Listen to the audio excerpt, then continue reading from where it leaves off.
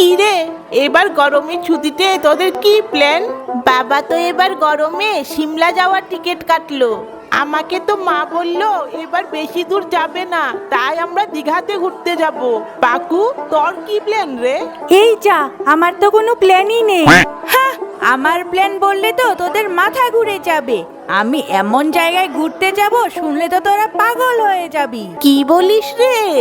বল না, বল কোথায় যাবি? আগে ঘুরে আসি, তারপর তোদের বলবো। হা হা হা হা হা, বেঁচে গেলাম।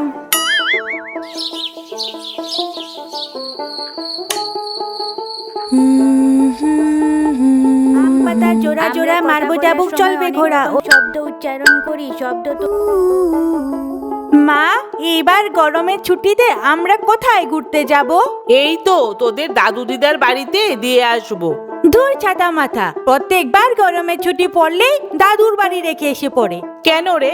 দাদুর বাড়িতে গেলে তো তোরা কত মজা করিস, পুকুরে স্নান করিস, আম জাম কাঁঠাল নিজের হাতে পেড়ে খাস, তারপর দিদা তো তোদের কত কিছু বানিয়ে খাওয়ায়।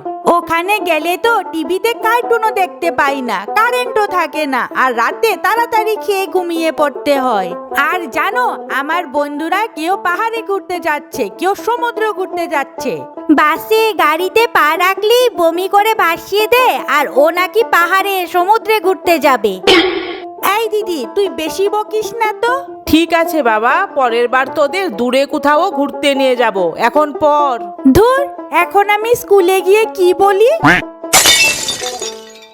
দাদু দিদা, আমরা এসে পড়েছি। দাদু ভাইরা এসে পড়েছে। ও মা, কি রোগা হয়ে গেছিস তোরা। নাও, এইবার তোমরা এখানেই মজা করো, তোমাদের জামাই ষষ্ঠীতে এসে নিয়ে যাব। আচ্ছা বাবা। খেলাধুলার সাথে সাথে হলিডে হোমওয়ার্ক গুলিও শেষ করবে। ছাতার মাথা, এখানেও পড়াশোনা পেছন ছাড়িনি।